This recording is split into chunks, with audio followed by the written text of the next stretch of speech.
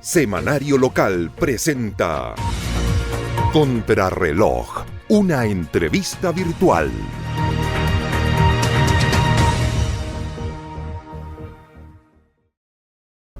Hola, ¿qué tal? Muy buenas tardes. Nuevamente día sábado en el Café Quieros de la ciudad de Osorno, en el sector oriente, en la Galería Viller, para conversar temas de contingencia a través de Contrarreloj, un espacio que hemos generado en Semanario Local para distribuir a través de las redes sociales temas que son de relevancia local, provincial, regional y nacional, junto a nuestro compañero de andanzas, ex gobernador de la provincia de Osorno, una persona conocida con una vasta trayectoria política, junto a Bernardo Ocandia, que siempre está con nosotros acompañando y aportando ideas y algo más de información en relación a lo que es contingencia. Bernardo, un gusto de estar con usted y buenas tardes. Hola, buenas tardes, Claudio.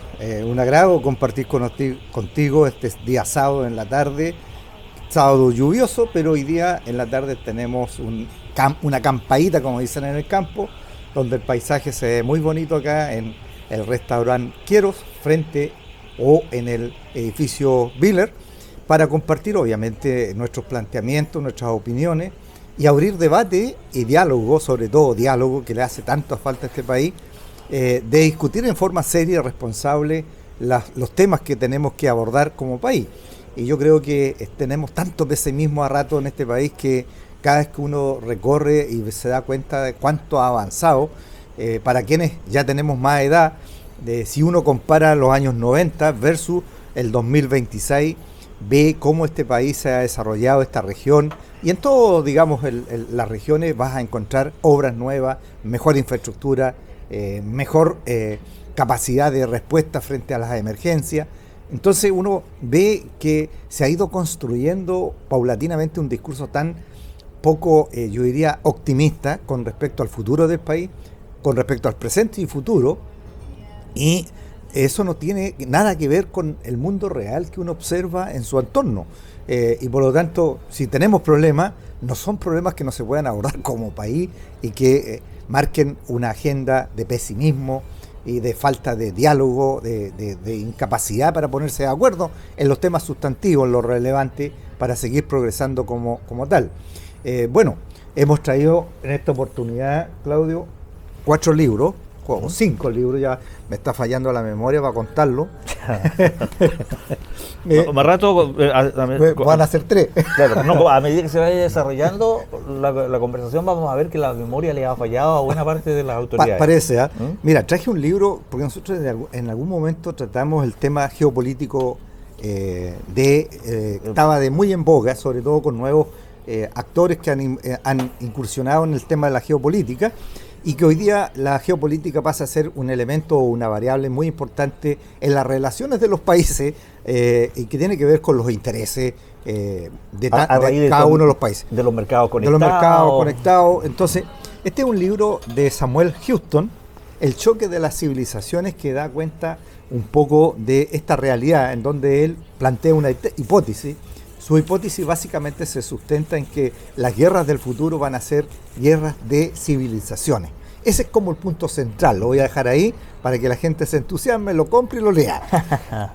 El segundo texto... Poniendo 3 civilizaciones en la portada que destaca. Claro, el cristianismo, los musulmanes y la oriental.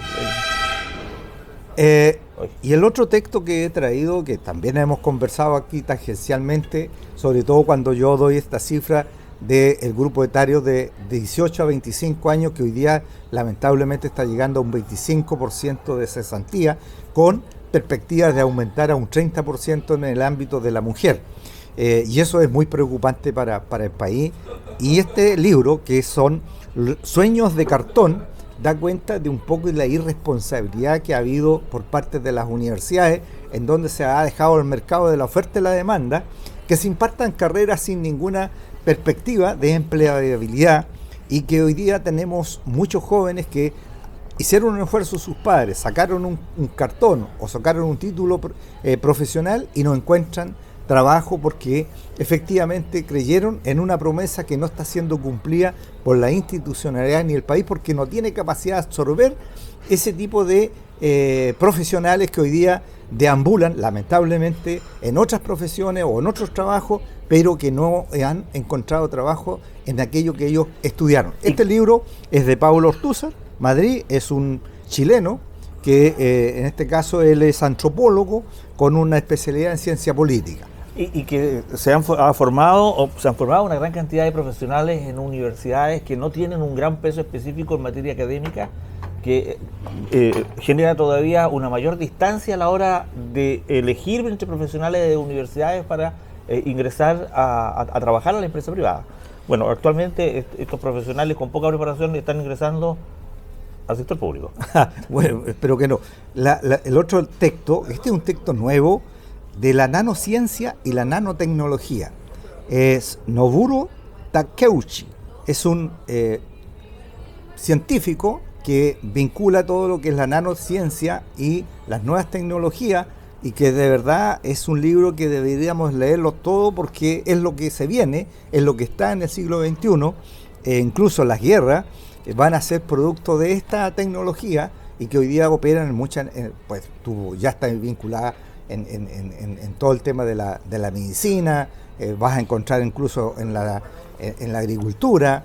Es decir, la nanotecnología está siendo incorporada al quehacer cotidiano, y por lo tanto es recomendable leer o empezar a recibir un barniz de lo que es nanotecnología y de un tema que va a abarcar todas las...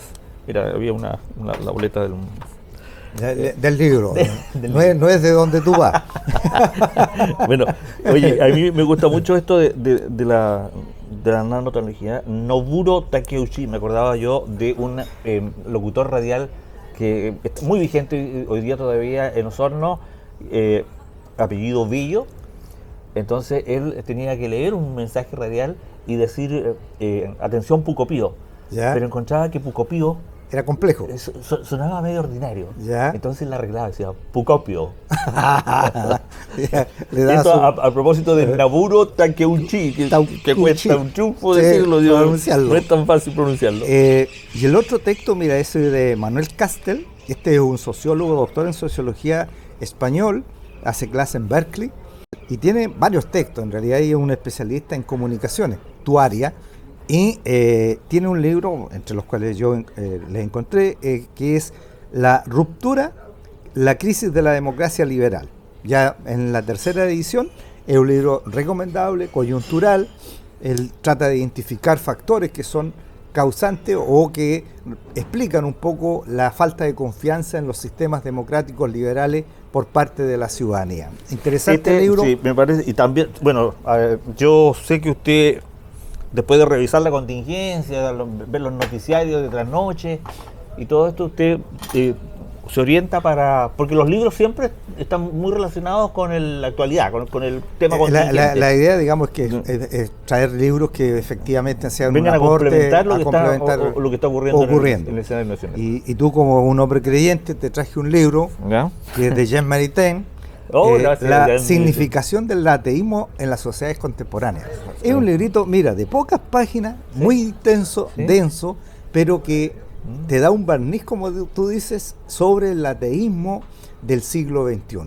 Personas que van a las iglesias, sean católicos, protestantes o lo que sea, se pegan en el pecho varios golpecitos, pero que en su accionar concreto en el mundo real deja mucho que desear su fe en la no acción. Y por lo tanto este librito es importante leerlo porque es el ateo creyente, el ateo de la forma, el ateo que va para que lo vean, que, oye, hombre es piadoso, pero en realidad es como Caradima, va y utiliza las regiones para sus fines. Bueno, pero esto es muy normal dentro de la raza humana, del ser humano.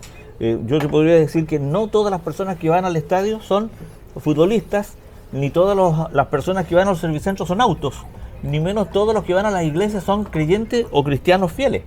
Entonces existe siempre ese porcentaje de personas que tienen un actuar bastante distanciado de los compromisos doctrinales o de fe o de conciencia que se pudieran tener. De hecho, un cantautor, un trovador latinoamericano o español, Arjona, hablaba de la vecina que iba a la iglesia y le pinchaba las pelotas a los chicos. Entonces esto es muy... ¿Cuál es pelota? El balón de fútbol a los muchachos. Especifiquemos porque... Pero es muy normal, sí, así es muy normal. En todo caso, tenerlo presente, Jacques Maritain, la significación del ateísmo contemporáneo. Excelente su selección, pues 5 libros. 5 libros trajimos hoy día, le estamos regalando buena publicidad a los textos. A la librería, Sí. La librería Lalito. Lalito. Lalito. ¿Cuál es esa? Era una que estaba ¿Al ladito? en Patricio Lynch, al lado del supermercado El Bombero en los años 80. Mira. Conocida la librería Lalito. Oiga, en la contingencia tenemos varios temas que son interesantes. Yo creo que nos enfoquemos primero en la salida de Natalia Ducó. Bueno, mira, estábamos recién conversando antes de empezar el programa. Van más de 40 personas que han salido del gobierno por diferentes razones y motivos que no viene al caso a analizar, pero lo de esta niña, de ministra del Deporte, en el fondo ella la sacan básicamente por el tema del uso del vehículo fiscal para un carrete. Esa es la verdad. Sí. Y haber falseado o mentido a la Contraloría cuando le consultan sobre la materia. Ella dice que estaba en una actividad oficial, en consecuencia que sus propios amigos subieron el video en donde aparecía obviamente en una actividad de esparcimiento para una joven. Pero mira, más allá de... Yo lo primero que habría que hacer es revisar o reanalizar el significado del concepto amigo para Natalia Ducó.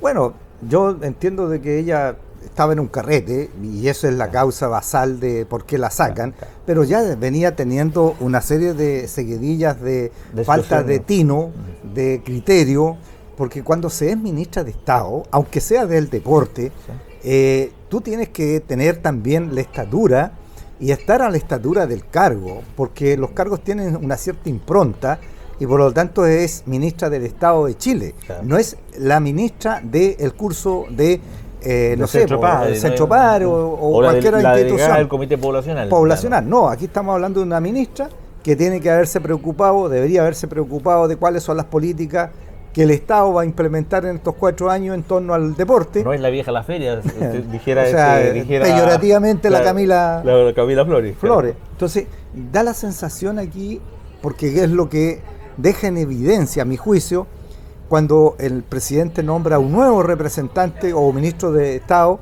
una persona que llega y dice y lo entrevistan y como gran cosa él anuncia que se va a preocupar del fútbol.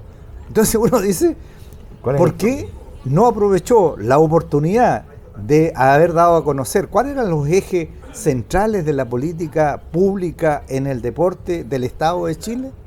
¿Qué va a pasar con esos niños de los colegios? ¿Se va a implementar alguna política que te permita un curso de acción, que te permita incorporar a los jóvenes al deporte, en atletismo, sea fútbol, básquetbol, voleibol? Es decir, no hay ningún anuncio, ese es mi tema, no hay ningún anuncio y eso es muy preocupante porque en el fondo llegan personas prácticamente desnudas, sin ningún un plan de trabajo general claro, que te permita decir, bueno, este hombre va a llevar a cabo unas políticas públicas y programas que van a satisfacer las necesidades que tienen los deportistas y las deportistas de nuestro país.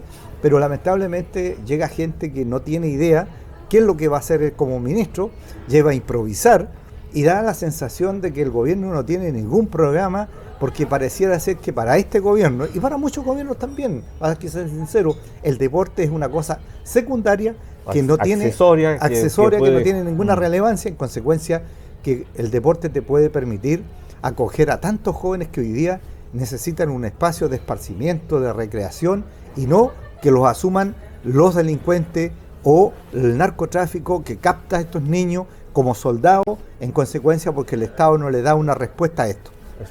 Solamente sin la intención de salirse del tema que tú estás tocando, había otros programas paralelos, Sonrisas de Mujer, Vida Sana. Bueno, al momento la primera dama tampoco se ha hecho presente con ninguno de estos temas que podría ir en apoyo. Mira, uno ve, yo fui alcalde de una comuna que es una de las más vulnerables del país, y obviamente que la salud bucal no es prioridad para una persona del mundo rural, porque eso para ellos es secundario. Hay otras prioridades más urgentes que tienen que ver, qué sé yo, con la conectividad, con el acceso a la salud, tampoco, a la educación. Se come lo que se puede, no lo que uno debería comer, porque bueno, a mí siempre me llamó la atención que este programa de Vida Sana llegaban con todo un planteamiento espectacular desde el punto de vista teórico, pero en la práctica la familia no podían darse el lujo de comer una dieta o tener los tener carbohidratos, por ejemplo. claro, o tener una dieta siendo en el campo la papa, la base de la alimentación. y las masas.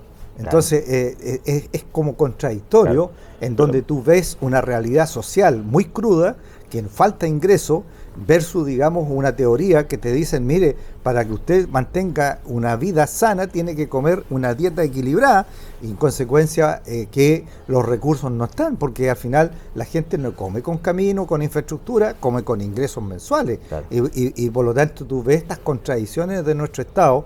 A pesar de todo lo que hemos avanzado, sigue habiendo brechas sociales muy profundas en el mundo rural. Entonces, cuando tú tenías un programa, como tú dices, de sonrisa, en donde concurrían recursos para poder, digamos, satisfacer una demanda real, sobre todo en el mundo rural o poblacional, bueno, y que no se suspenda, que no siga, que no tenga continuidad o que no tenga el énfasis que tenía anteriormente, es una pena. Pero la intención no era salirme del punto del deporte y de la ausencia o de esta especie de improvisación, que yo no sé si es una improvisación real o es nuevamente un problema de comunicación que deja en evidencia que no existe una preparación para presentar los temas de forma adecuada, y nosotros opinamos sobre lo que los medios de comunicación, lo que el gobierno nos instala malamente a través de los propios medios de comunicación. Mira, yo insisto que pareciera ser, y esto es un análisis ya más global, que para ellos lo único relevante e importante es la economía. Y el resto, digamos, que opere y funcione en la inercia con la que venía. Con la que venía. Entonces, ahí yo no veo nada de liderazgo, nada de nuevos planteamientos, y por lo tanto tú lo que ves, por ejemplo, en salud, en educación, es ausencia de liderazgo. ¿Cómo se llama la ministra de Educación? No tengo la menor idea, sé que es mujer, pero que yo trato de estar informado, no conozco ni recuerdo una intervención de la ministra de Educación en estos temas, no ha liderado educación. En salud, yo creo que la ministra ha aparecido en controversia. ¿Por qué? Porque primero apareció con el tema de la rebaja o la quitada de presupuesto a nivel nacional a los hospitales. Ahí aparece la ministra, y esto quiero relacionarlo con lo que está sucediendo en Osorno. Bueno, acá el director del hospital, con el jefe de servicio, la CRM de Educación, de Salud, que en su oportunidad, bueno, dieron una especie de conferencia donde decían que los 1.200 millones no iban a tener ningún impacto. Hace poco aparece en el diario Austral local, en donde no tenían plata para comprar ambulancias. Y están arrendando ambulancias que cuestan 4,5 millones mensuales a algún privado que está haciéndose la América. Y negocio que hay, o sea... Entonces la pregunta ahí, Claudio, tú que eres periodista y de los periodistas agudos... Reportero, ¿no?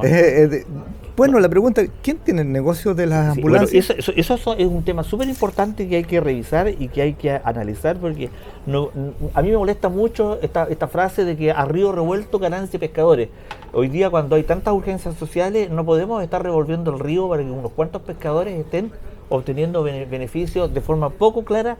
Yo no estoy diciendo que aquí se están quedando con la plata, yo estoy diciendo aquí que las urgencias producto de una mala gestión obligan muchas veces a adquirir servicios que son extraordinariamente más caros, cuyas cuotas en un leasing podrían perfectamente permitir el acceso a ambulancias. Si tú sacas que se están pagando entre 4,5 a 4,8 millones mensuales por el arriendo de una ambulancia, bueno, en un año o en 10 meses son 200 millones, porque arriendan como 4 ambulancias, creo, si yo no mal recuerdo haber escuchado en términos de la información que se entregaba.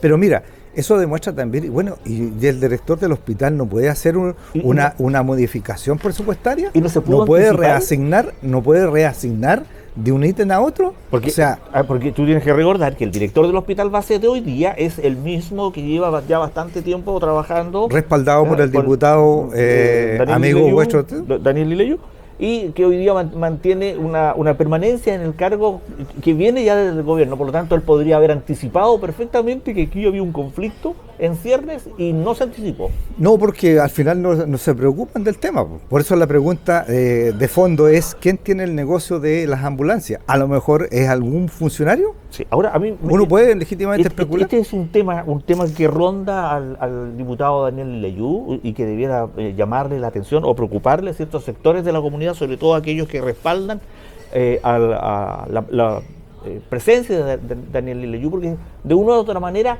el estilo situacional se va replicando en varios aspectos. La salida de la Seremi de Salud, por ejemplo. Me recuerdo cuando estaba el señor Larrondo como director del Servicio de Salud, los médicos estaban muy molestos que un ingeniero civil esté a cargo del tema de salud. Pero no les molestó que una enfermera esté a cargo de la Seremi de Salud. No había médicos competentes que puedan asumir una dirección o alguien estaba con el síndrome de Procusto y tenía miedo a colocar un profesional que pueda hacer sombra dentro de la trayectoria política, médico-política. Bueno, mira, yo lo que he visto en los medios de comunicación que esta Seremi, básicamente fueron 3 causas las que le costaron el cargo. Uno, el haber tenido, creo, a lo menos 12 denuncias por ley Karin, 3 creo que son ante la Fiscalía. Si yo no mal recuerdo haber leído eso.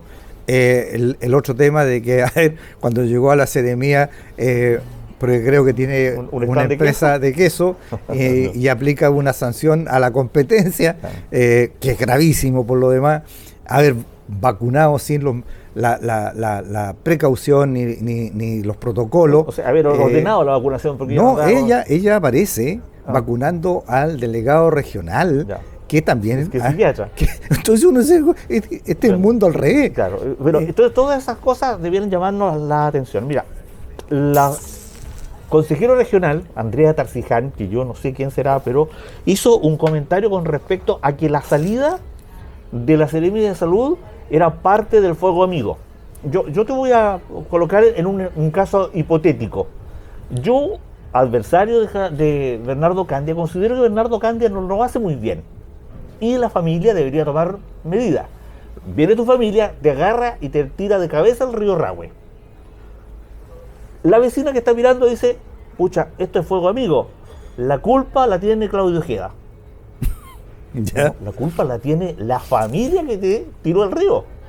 En este caso, ¿quién sacó a la Seremi?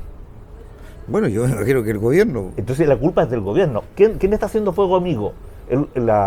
¿Los que denunciaron a la Seremi o la Andrea Tarciján que acusa que hay una responsabilidad aquí? No, mira, yo lo que veo que hay datos objetivos, que es lo que ha salido en la prensa, básicamente los 3 elementos que yo te digo, pero que dan cuenta también de una falta de prolijidad para nombrar a los Seremi, a los directores regionales, a los delegados regionales o delegados provinciales.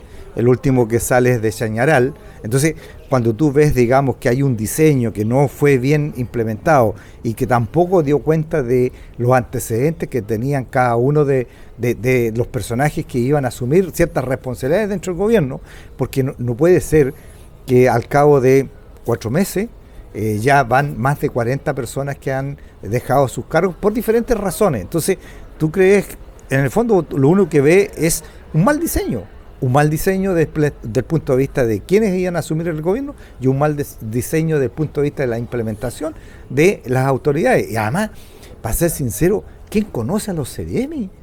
Si hay una ausencia de gobierno a nivel subnacional, claro, evidente. O sea, hay una descoordinación en el gobierno central, hay un evidente centralismo de posicionamiento del gobierno, porque solamente acá no es muy presente. No sé, yo te mandé el video del Happening con Ja, donde aparece un delegado presidencial regional junto a un Seremi de Agricultura haciendo una especie de sketch de video muy similar a los del Happening con Ja, que creo que no le dan ninguna seriedad a lo que sigue a continuación del video, por muy buen aporte que haya intentado hacer el gobierno, porque hay una cosa es hacer las cosas y otra es comunicarlas de forma asertiva. Mira, yo lo último que vi muy grave desde el punto de vista no de lo que hicieron, sino cómo lo hicieron, que fue el traslado de los prisioneros a la cárcel de Talca proyecto de alta Cancerbero. seguridad. Exacto. Pero el problema, Claudio, es que tú no cuentas esas cosas. Eso siempre se ha hecho. Siempre se han hecho traslados de prisioneros de una cárcel a la otra. ¿Y por qué no se da cuenta de eso? Por razones obvias. Es seguridad. Es seguridad. Es de Entonces inteligencia. acá han cometido un error garrafal, porque lo grabaron desde la salida hasta la llegada. Claro. Entonces, cuando tú ves esas conductas en donde das a conocer qué es lo que hace el Estado para poder trasladar a delincuentes, bueno, entonces tú das las herramientas, porque mira, previo a esto, poco se habló. En Santiago hubo una encerrona a un traslado de prisioneros y los gendarmes repelieron, a Dios gracias, pero ya había habido un estudio por parte de los delincuentes que sabían que estaban trasladando, y por lo tanto aquí tú le mostraste todo el proceso. La delincuencia también Entonces, evoluciona. Pero obvio, pues, Entonces, sí, hay que estás tener- hablando con personas que son inteligentes. Entonces, ¿qué es lo que deja en evidencia? Primero, expone a los gendarmes que van trasladando a esta gente. Segundo, expone a la población que no tiene idea de esto. ¿Por qué? Porque quieres aparecer en los medios de comunicación como el campeón de la... Rompiéndola, ¿ah? Exacto, entonces esta cuestión no es un reality. Esto es mucho más serio. Yo creo que gobernar es mucho más serio. Esto da cuenta un poco a qué fue hacer nuestro presidente a El Salvador, po. Si al final la plantilla es la misma. Vio, pero no aprendió. No, pero además es la plantilla que hace Trump, hace este otro Sí, pero Bukele y que espérate, mira las conductas ideológicamente absurdas. El presidente que recién asume en Colombia se niega a recibir ayuda de los países que no son de su órbita. no concuerdo contigo cuando tú siempre dices la propuesta ideológica. ¿Cuál propuesta ideológica? Una propuesta ideológica debe tener una serie de características, un sentido común, que No, las es que- decisiones que se toman no las tienen. No, pero- Entonces, este es un hacer de cosas de personas que intentan creerse que están en lo correcto. Es como cuando salen algunas personas que se creen de fe, de cristianas, a oponerse contra el aborto, cuando nosotros no tenemos por qué oponernos contra las decisiones de las personas, sino lo que tenemos que hacer es trabajar para que esas personas cambien de doctrina y no estar preocupados de lo que hace el resto. Sí, pero mira, la ideología no es más que un conjunto de ideas. Claro. Y eso son ideas que se implementan. Y ¿Idea que eso... o eruptos?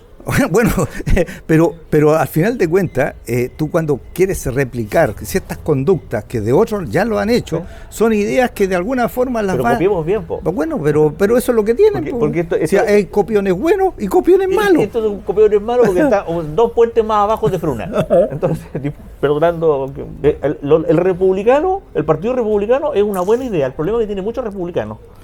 Bueno, pero mira, yo más allá de ese tipo de cosas, aquí de un colectivo político, son las cosas que tiene que hacer el país pensando en el bien del país.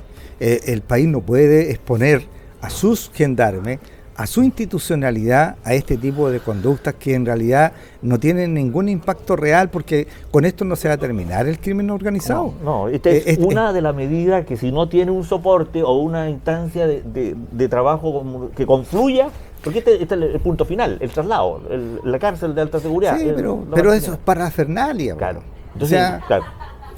Entonces, con eso buscan tapar situaciones como, por ejemplo, la que se da a principios de semana con el lamentable papel que juega el viceministro Alvarado al ser consultado con respecto a la presentación en el Tribunal Constitucional de un veto al tema de las eléctricas, de las empresas de servicios. No sé de qué me están hablando, no sabía.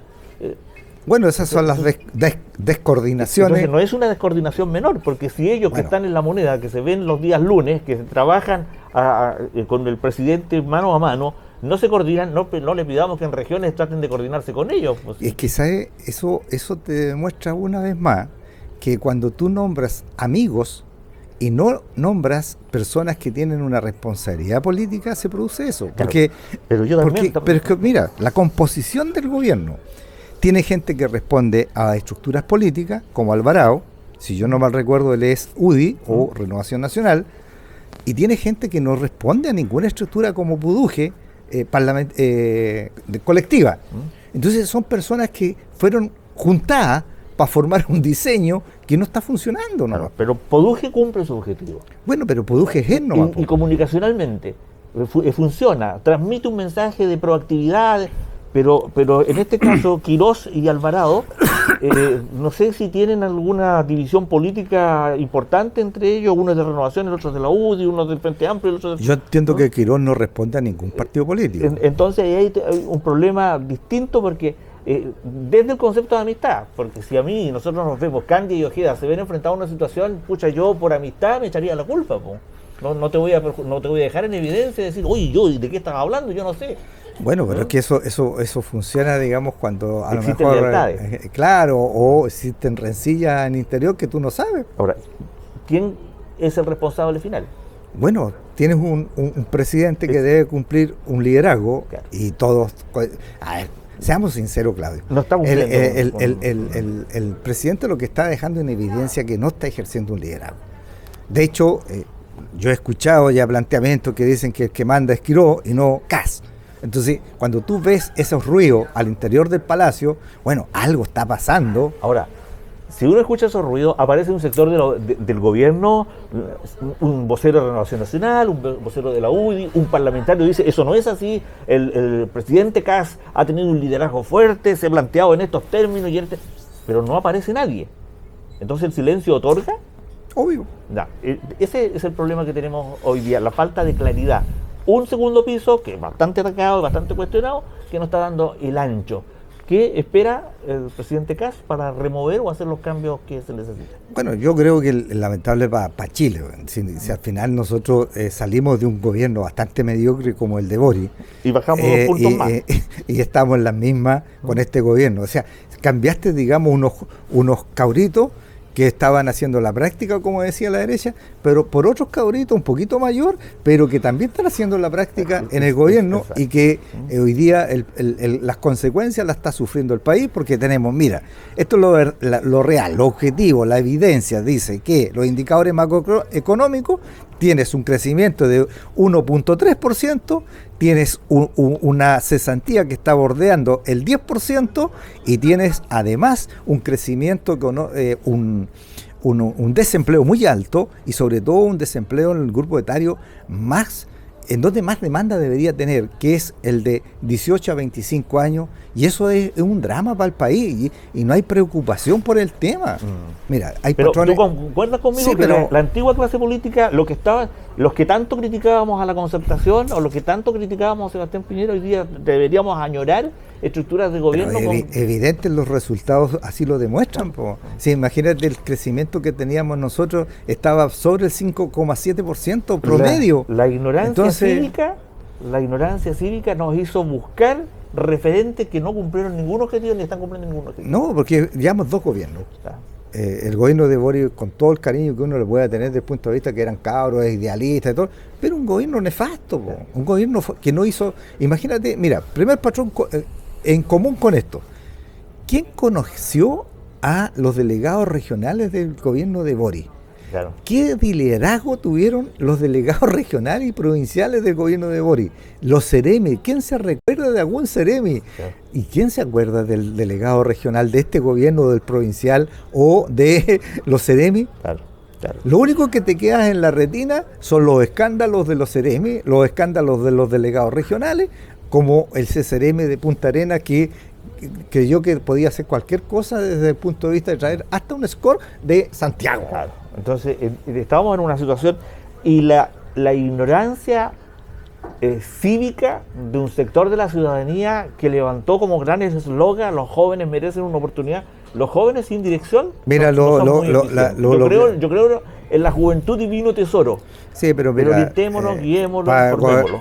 Gobernar, digamos, no es fácil, cada vez va a ser más complejo, y se requiere gente, yo diría un mix, es decir, gente joven, gente adulta, gente con experiencia, que te permita llevar a cabo un programa de gobierno que de verdad lo implementes a nivel nacional. Y aquí... Y por favor, una cuotita de humildad. Si aquí nuevamente los que están ocupando cargos en este gobierno no son porque sean unas lumbreras políticas o sean lumbreras de una sociedad donde ellos han sabido brillar, coordinar, dirigir o participar. Son los actores políticos más cercanos, más influenciables y más desechables de quienes están escondidos detrás de la estrategia, apostando por pingos como si esto fuera una carrera de caballos. Bueno, con malos caballos. ¿Qué querés que te diga? Tu declaración. La culpa es suya, voy a terminar aquí con la bolera del Che Guevara. No, pero este gobierno merece crítica y si su sector, la propia derecha no se autocritica, no van a encontrar ningún avance, porque esto de estar informándose a través de los chats de la centro derecha, entre ellos, de las cosas que están, y autocensurando. Yo te puedo dar ejemplos de algunos directivos de Renovación Nacional que han sido censurados de los grupos de opinión que tienen los representantes de este gobierno por tratar de decir no hagan esto porque esto no les va a salir bien, y que finalmente le termina dando la razón, y así no se construye democracia, gobierno, ni convocatoria, ni nada. Esto, bueno, como dicen los mexicanos, un desmadre. Hay gente que no les gusta ser criticado. Claro. Y la crítica sana, bien intencionada, debe ser bienvenida, escuchada para corregir. Si al final la gente también tiene derecho a opinar. Y yo tengo la impresión de que a esta gente no les gusta que se hable en contra del gobierno porque creen que ellos lo están haciendo perfecto. Mira, esa cámara que enfoque a Bernardo Caña, porque te voy a decir algo que te va a sacar roncha. Este es un proverbio de la Biblia que dice que al ignorante le molesta la crítica y el sabio la agradece. ¿Ya? Es un proverbio bíblico. ¿No te salió azufre? No. Pero es muy real. Una persona sabia acepta la crítica porque le ayuda a mejorar. Obvio. Mira, yo te voy a dar otro, de los escolásticos. Señor María. Dice lo siguiente: nada es tan perfecto que no pueda ser más perfecto, ni tan verdadero que no pueda ser más verdadero. Claro, eso lo sacaron del libro de Juan. No, eso de los escolásticos. Una corriente filosófica para quienes 16 años de buena filosofía. Muy buena filosofía. Lo dejamos entonces aquí, como el micrófono es mío, ya, con los escolásticos, lo cortamos al tiro. Oye, gracias Bernardo por compartir contigo, por conversar y por ayudarnos a soltar un poco esta situación. Te comentaba anteriormente que conversé con un grupo de jóvenes profesionales que hoy día están postulando a distintos cargos del gobierno porque ellos creen en estos llamados que ha hecho el gobierno que los mejores postulen. Hay unos afiches que andan circulando en redes sociales: ¿quieres ser parte del gobierno? Buscamos a los mejores, postula. Y postulan y no queda porque esto está arreglado. Entonces, esto no es la forma de construir una nueva sociedad. Es más, en política siempre se dice hay que barrer para adentro. Aquí hay grupos específicos interesados en barrer hacia afuera. Y así no se construye. Efectivamente. Muchas gracias por estar con nosotros. Muchas gracias. Nos vemos la próxima semana. Si es que no nos quitan el financiamiento. Hasta pronto.